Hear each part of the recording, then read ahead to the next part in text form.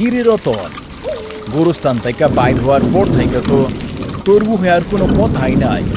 শরীর খারাপ লাগতাছে নাকি? আরে লাশ তো কতই দেখলি, এইটা না হয় গলায় দড়ি দেওয়া লাশ, তাই বইলাই এমন পাথর হইয়া যাইবি? এমন করলে এই কাম কেমনে করবি? চোখ, ওর চোখ দুইটা। কি কি কইলি? জোরে ক। মাইয়াটার চোখ দুইটা দেখছিলেন ভাইজান, মনে হইতাছিল জিন্দা, খালি চাইয়াছিল আমাগর দিকে। যখন কবরে নামাইলাম তখনও তার দৃষ্টিটা একেবারে ঠিক আমার দিকে। আরে দূর, মরা মানুষের চোখ খোলা থাকতেই পারে, কত দেহস না, এইটা নিয়ে ভাবলে চলে? না ভাইজান, এইটা নিয়ে ভাবি না। ওর চোখে ভয় ছিল না, কষ্টও ছিল না, খালি রাগ ছিল। মনে হইতাছিল আমরা ওরে বিরক্ত করতাছি। আর আর যখন মাটি দিতাছিলাম, কি হইছিল যখন মাটি চাপা দিতেছিলি?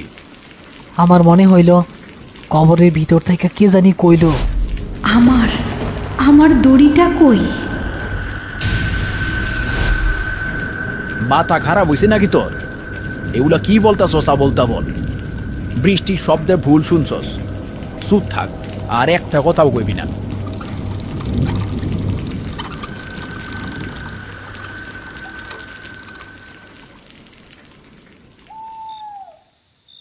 করিম তার বাড়ির বারান্দার এক কোণে একটা চেয়ারে বসে আছে। বৃষ্টিটা ধরে এসেছে, কিন্তু ভেজা বাতাস বইছে। রতনের বলা কথাটা কিছুতেই তার মাথা থেকে যাচ্ছে না। সে বিড়িতে একটা টান দিয়ে ধোয়া ছেড়ে চারপাশে তাকাতে লাগলো। চারপাশটা কেমন যেন অস্বাভাবিক রকমের চুপচাপ। ধুর, পোলাপানের কথা ধইরা বইসা আছি, গরুস্থানে এইসব একটু আটটু হয়। করিম চেয়ার ছেড়ে উঠতে যাবে, ঠিক তখনই তার চোখ যায় বারান্দার খুঁটির পাশে। কাদামাটিতে একজোড়া মেয়েলি পায়ের ছাপ। ছাপগুলো ভেতরের দিকে মুখ করা, যেন কেউ এইমাত্র তার বারান্দা থেকে ঘরে ঢুকেছে। আরে এইখানে তো কেউ আসে নাই, তাইলে এই পায়ের ছাপ? সে পকেট থেকে টর্চ বের করে আলো ফেলল। ছাপগুলো একদম তাজা। সে টর্চ ঘুরিয়ে সারা বারান্দা দেখছে, কিন্তু কোথাও কেউ নেই। তার বুকটা ধক করে উঠল। সে দ্রুত দরজার দিকে এগুলো। দরজাটা ভেতর থেকে ছিটকিনি দেওয়া, তার মানে বাইরে থেকে কেউ ঢোকেনি। না, দরজাটা তো ভিতর থেকে সিটকিনি দেওয়া, তার মানে বাইরে থেকে কেউ ঢুকে নাই। তাইলে কি আমি আসার আগেই? করিম কথাটা শেষ করতে পারল না, কারণ ঠিক তখনই বাড়ির পেছন দিকের বাঁশঝাড় থেকে একটা অদ্ভুত শব্দ ভেসে এলো। ভেজা ভারী একটা দড়ি মাটিতে ঘষাতে ঘষাতে টেনে নিয়ে যাওয়ার মতো শব্দ। শব্দটার সাথে বাতাসে ভেসে আসছে একটা চাপা কান্নার আওয়াজ। এই কেডা কেডা ওইখানে? কোনো উত্তর এলো না। শব্দটা ধীরে ধীরে মিলিয়ে যাচ্ছে। করিমের মতো পাথরের শক্ত স্নায়ুর লোকটাও আজ প্রথমবার সত্যিকারের ভয় অনুভব করল। সে দ্রুত ঘরে ঢুকে দরজা জানালা সব বন্ধ করে দিল। রতন তার ঘরের সব দরজা জানালা বন্ধ করে বিছানায় কম্বল মুড়িয়ে শুয়ে আছে। সে ভয়ে কাঁপছে, কিছুতেই দু চোখের পাতা এক করতে পারছে না। কবরের ভেতরের সেই ফিসফিসানি তার কানে এখনো বাজছে। না না, ভুল শুনছি আমি, সব মনের ভুল। কবরের ভিতর থেকে আবার কি সে শব্দ আসবো? বাতাস, বাঁশঝাড়ের ভিতর থেকে বাতাস আইতেছিল, ওই জন্যই এরকম লাগছে। না, আমি আর এইসব নিয়ে ভাববো না, ঘুমায়া যাই। হঠাৎ তার জানালায় একটা শব্দ হলো, যেন কেউ একটা ছোট্ট পাথর ছুঁড়ে মারল। রতন চমকে উঠল, কিন্তু বিছানা ছেড়ে নড়ল না। হ্যাঁ, কি সে শব্দ হইল? কিছুক্ষণ সব চুপচাপ। রতন ভাবতে শুরু করলো হয়তো কোনো পোকা বা গাছের ডাল হবে। আরে দূর, কলা গাছে বাদুর বইছে হয়তো, বা আম গাছের ডাল বাতাসে বাড়ি খাইছে। এত ভয় পাওয়ার কিছু নাই। ঠিক তখনই সে তার ঘরের মেঝেতে একটা ভেজা মাটির গন্ধ পেল, সাথে পাটের দড়ির আষ্টে গন্ধ। হ্যাঁ, এই গন্ধ, এই গন্ধ তো কবর খোঁড়ার সময়কার ভেজা মাটির মতো, আর আর পচা পাটের দড়ির গন্ধ। কিন্তু ঘরে এই গন্ধ আসবো কই থাইকা? ঘরের আবছা অন্ধকারে প্রথমে কিছুই দেখতে পেল না, কিন্তু যখন তার চোখটা একটু সয়ে এলো, সে যা দেখতে পেল তাতে তার রক্ত হিম হয়ে গেল। তার খাটের ঠিক পাশে মেঝের ওপর টপ টপ করে পানি ঝরছে, যেন কেউ একজন ভেজা শরীরে দাঁড়িয়ে আছে। কে? কেডা ওইখানে? কোনো উত্তর নেই, শুধু পানি পড়ার শব্দটা বাড়তে থাকলো। রতন কাঁপা কাঁপা হাতে তার বালিশের পাশ থেকে দেশলাইটা নিল। ঘরের ভিতরে পানি আসে কই থাইকা? বৃষ্টি তো থাইমা গেছে। একটা কাঠি জ্বালাতেই আলো সে দেখতে পেল তার বিছানার পাশে যেখানে পানি পড়ছে সেখানে তার নিজেরই কম্বলের একটা অংশ বিছানা থেকে ঝুলছে, এবং তার উপর পাটের দড়ির একটা ভেজা টুকরো পড়ে আছে। দড়িটা থেকে অনবরত পানি ঝরছে। এইটা তো সেই দড়িটা, কিন্তু এইটা এইটা এইখানে আইলো কেমনে? আমার কাছে আসবি না, দূরে যা। সে ভয়ে দড়িটা হাত দিয়ে ছুঁড়ে ফেলে দিল। দড়িটা ছিটকে ঘরের কোণে গিয়ে পড়ল। চইলা গেছে, যাক। সে ভাবছে হয়তো বিপদ কেটে গেছে, কিন্তু পর মুহূর্তেই তার নিঃশ্বাস বন্ধ হয়ে এলো। সে দেখতে পেল ঘরের কোণে পড়ে থাকা দড়ির টুকরোটা যেন একটা জীবন্ত কেঁচোর মতো নড়াচড়া করতে শুরু করেছে, এবং ঘষ্টাতে ঘষ্টাতে আবার তার খাটের দিকেই এগিয়ে আসছে। না না, এটা হইতে পারে না, এইটা এইটা আমার চোখের ভুল, বাঁচাও, আমারে কেউ বাঁচাও। রতন খাট থেকে লাফ দিয়ে নেমে ঘর থেকে পালানোর জন্য দরজার দিকে দৌড় দিল। সে দরজার ছিটকিনিটা খুলতেই যেন জমে বরফ হয়ে গেল। দরজার ঠিক বাইরে দাঁড়িয়ে আছে সেই ফাঁস দেওয়া তরুণী, যার শরীরটা পানি দিয়ে ভেজা, শাড়িটা লেপ্টে আছে গায়ে, লম্বা কালো চুল মুখের ওপর ছড়িয়ে আছে, গলাটা একদিকে হেলে আছে, আর সেখানে দড়ির একটা গভীর কালো দাগ স্পষ্ট দেখা যাচ্ছে। তার চোখ দুটোয় কোনো মনি নেই, শুধু ধবধবে সাদা। সে রতনের দিকে তার একটা হাত বাড়িয়ে দিল। সেই হাতে ধরা আছে ফাঁসির দড়িটার বাকি অংশ। তুমি? আমার আমার কোনো দোষ নাই, আমি কিচ্ছু করি নাই, সত্যি বলতাছি, আমারে জায়গা দাও, আমারে দয়া করো।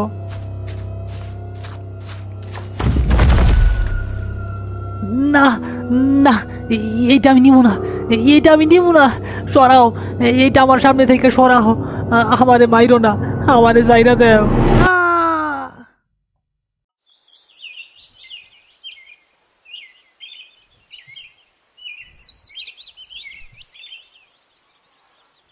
গা তো জ্বরে পুইরা যাইতাছে, কি হইছে ওর? ডাক্তার কি দেখাইছো? সারা রাত ধইরা এই অবস্থা জব্বার ভাই, ঘুমের মধ্যে খালি চিৎকার করে আর কার সাথে জানি কথা কয়। ডাক্তার আইছিল, কয় মনের ভয় থাইকা জ্বর হইছে, কিন্তু আমি তো মা, আমি বুঝি এইটা তার মনের ভয় না, তারে কেউ কিছু করছে। রতন, রতন, ও রতন, চোখ খুল ভাই, কি হইছে তোর? দড়িটা ওই তো ঝুলতাছে, আমারে ডাকতাছে, আমারে কয় আমার কষ্ট হয়, তুইও আমার কাছে আয়। কিসের দড়ি? কই দড়ি? ওইখানে তো কিচ্ছু নাই। আছে আছে, তোমরা দেখতে পারতাছ না, ও আমারে ছাড়বো না। আমারে কইছে ওর দড়িটা ফিরে না দিলে ও আমার গলায় দড়ি পরায় দিব, ও আমারে সঙ্গী বানাইব।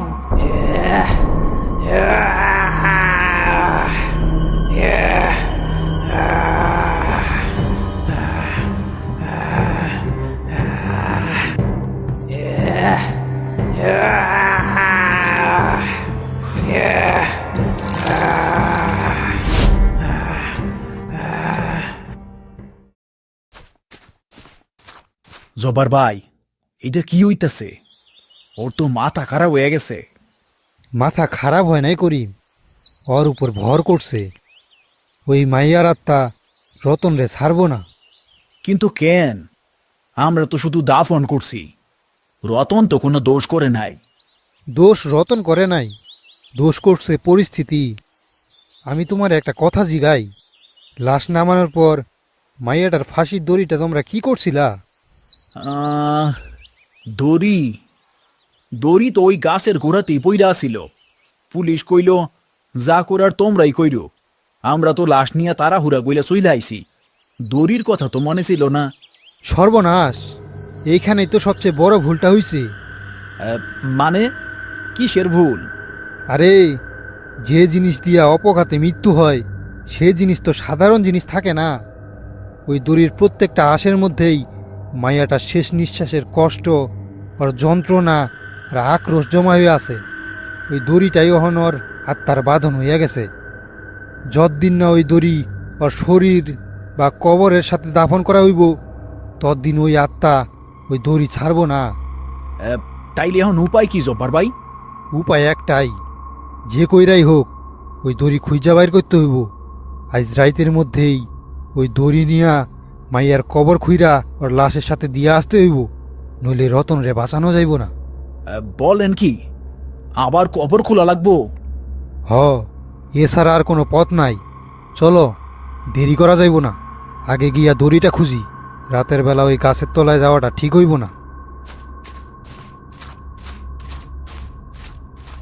করিম আর জব্বার আলী সেই ভয়ঙ্কর বটগাছটার নিচে এসে দাঁড়িয়েছে। দিনের আলোতেও জায়গাটা কেমন অন্ধকার আর গা ছমছমে।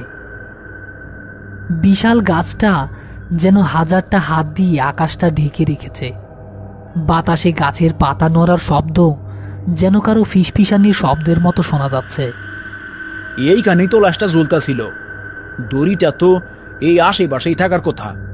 চলেন তো একটু খুঁজি। সাবধানে করিম, এই জায়গাটা ওহন আর পবিত্র নাই। প্রতিটা পথ সাবধানে ফেলবা।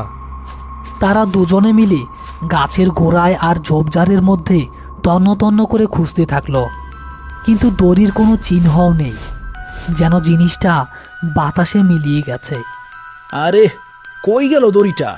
কাইল তো এইখানেই বইরা আসিল। কেউ নিয়ে গেল নাকি? এই দড়ি নিয়ে যাওয়ার সাহস এই গ্রামে কারণ নাই। জিনিসটা এইখানেই আছে। চোখ দিয়া না, মন দিয়া খুঁজো, ও নিজে থাইকাই ধরা দিব। করিম হতাশ হয়ে গাছের গুড়িতে হেলান দিয়ে দাঁড়ালো। তার দৃষ্টি ওপরের ডালপালার দিকে গেল। হঠাৎ একটা অদ্ভুত জিনিস দেখে তার বুকের ভেতরটা কেঁপে উঠল। জব্বার ভাই, ওই দেখেন। জব্বার আলী করিমের দেখানো দিকে তাকালো।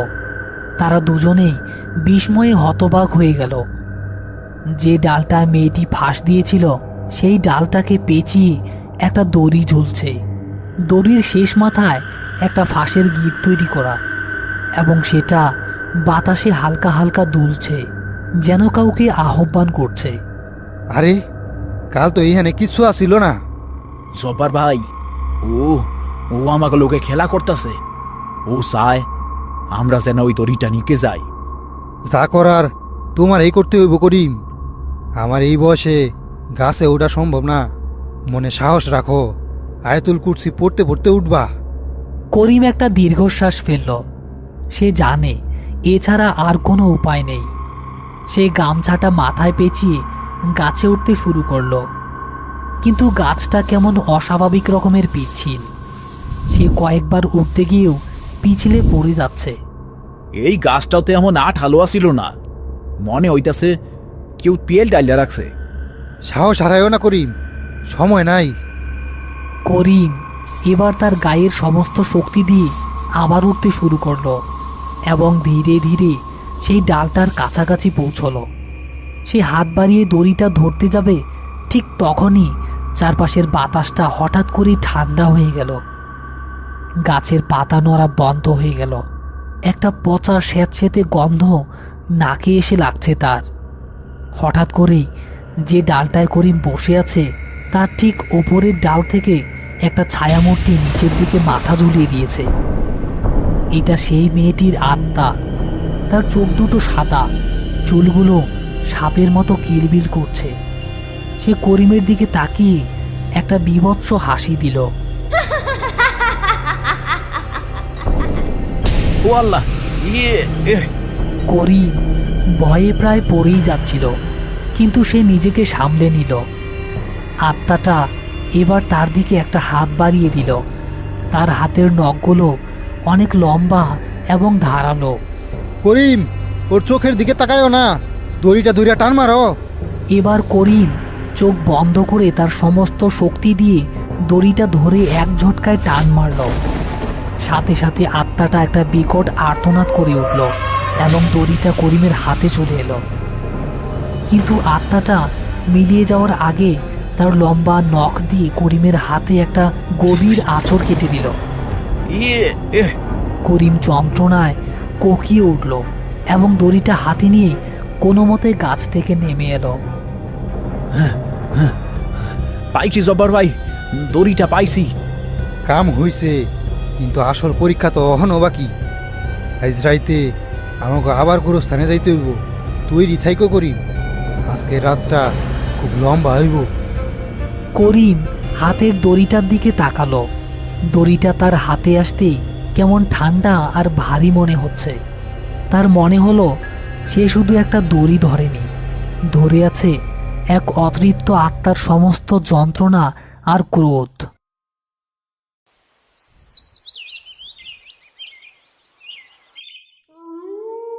আকাশে মেঘের ছিটেফোঁটাও নেই, কিন্তু রাতটা অস্বাভাবিক রকমের অন্ধকার। চাঁদের আলো যেন গোরস্থানের প্রাচীরের বাইরেই আটকে গেছে। চারপাশটা কবরের মতোই নিস্তব্ধ, এমনকি ঝিঝি পোকারাও ডাকছে না।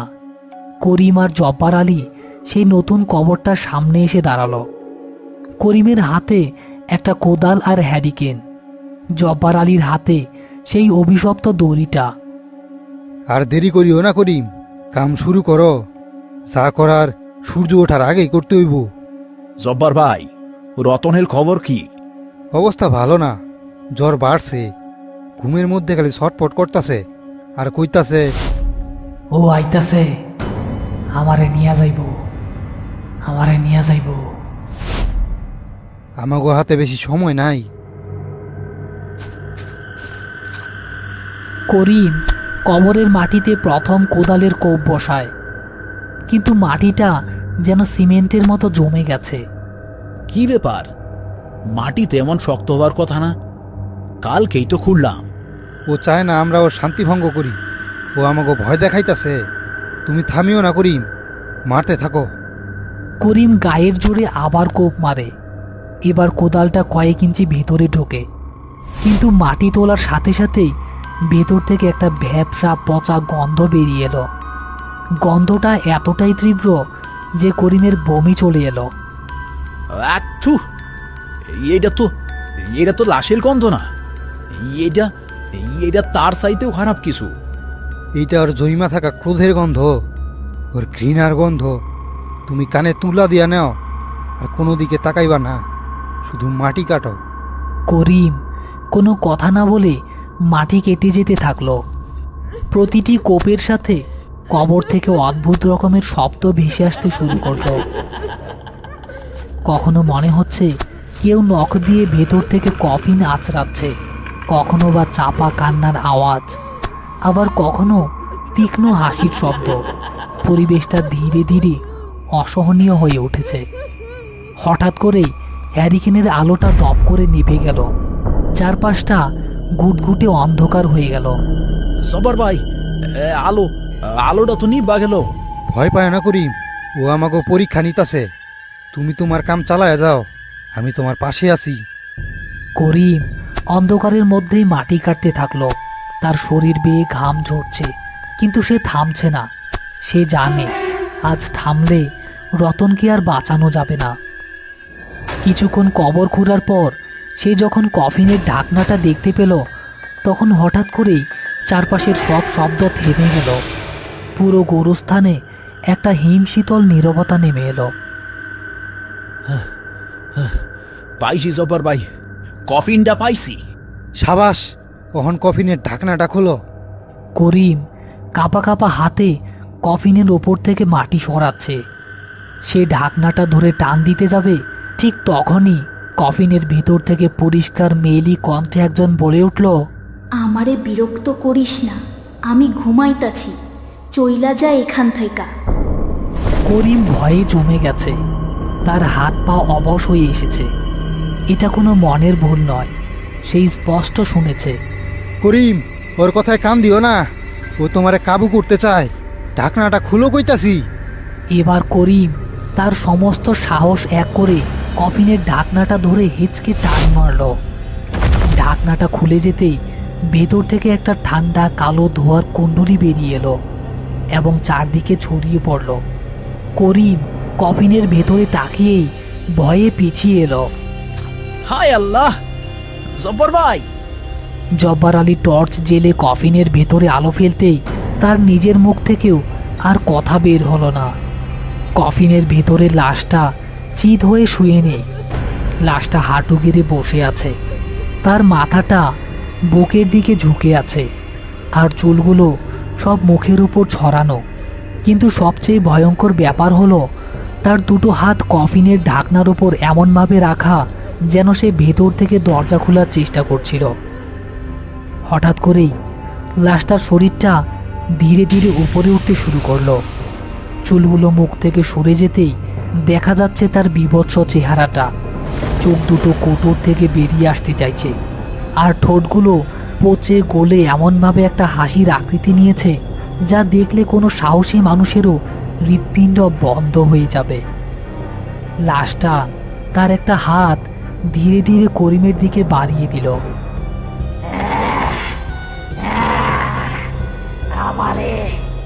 আমারে দড়িটা দে, আমি আবার ঝুলবো। ঠিক সেই মুহূর্তে গোরস্থানের গেটের দিক থেকে রতনের গলা ফাটানো চিৎকার ভেসে এলো।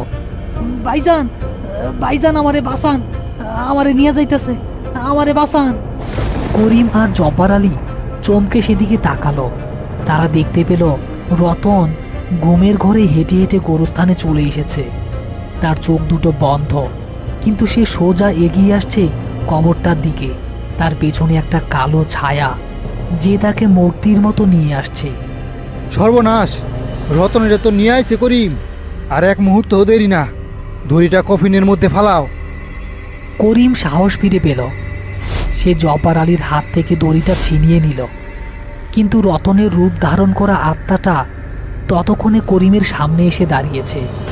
তার চোখ দুটো ধবধবে সাদা, আর মুখে সেই বীভৎস হাসি। পাইয়া গেছি, আমার দড়ি আমি পাইয়া গেছি। এখন এখন তোদেরও আমার সাথে জ্বলতে হইব। আত্মাটা করিমের দিকে ঝাঁপিয়ে পড়ল, কিন্তু করিম শেষ মুহূর্তে পাশ কাটিয়ে সরে গেল এবং তার সমস্ত শক্তি দিয়ে দড়িটা কফিনের ভেতরে থাকা লাশের ওপর ছুঁড়ে মারল। যেই মুহূর্তে দড়িটা লাশের শরীর স্পর্শ করল, রতনের শরীর থেকে আত্মাটা এক বিকট তীব্র আর্তনাদ করে বেরিয়ে এলো। আর্তনাদটা এতটাই তীব্র ছিল যে মনে হলো চারপাশের কবরগুলো পর্যন্ত কেঁপে উঠল। আত্মাটা কালো ধোঁয়ার রূপ নিয়ে ক্ষণিকের জন্য বাতাসে ভেসে উঠল, তারপর বিদ্যুতের গতিতে আবার কফিনের ভেতরে ঢুকে গেল। ও মা গো! জব্বর ভাই, শেষ হইছে? হ, আপাতত শেষ।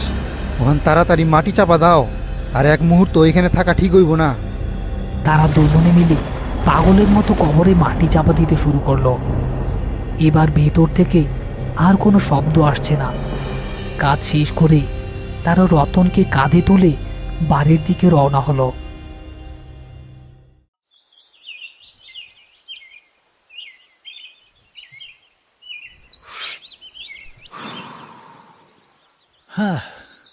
বাবা যায় জব্বর ভাই, একটা দড়ির জন্য কত কিছু। জিনিসটা দড়ি না করিম, জিনিসটা হইল মায়া আর আক্রোশ। অপঘাতে মৃত্যুর যন্ত্রণা যে কত কঠিন তা আমরা জিন্দা মানুষরা কোনো দিন বুঝবো না। ওর আত্মা হয়তো মুক্তি চায় নাই, ও যন্ত্রণাটাই আঁকড়ায়া ধইরা বাঁচতে চাইছিল। আইসকা থাইকা আর কোনো জিনিসটাই অবহেলা করবো না। সেই জিনিসটা যত ছোটই হোক।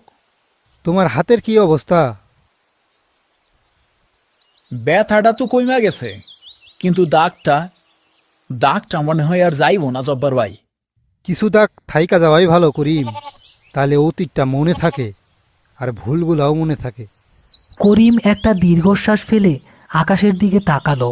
তার মনে হলো সে শুধু লাশ দাফন করে না, মাঝে মাঝে মৃত মানুষদের যন্ত্রণাগুলোকেও দাফন করে আসে। কিন্তু সে জানে তার হাতের এই কালো দাগটা তাকে আজীবন সেই ভয়ঙ্কর রাতের কথা মনে করিয়ে দেবে, যে রাতে একটা ফাঁসির দড়ি তাদের তিনজনের জীবনকেই প্রায় শেষ করে দিয়েছিল।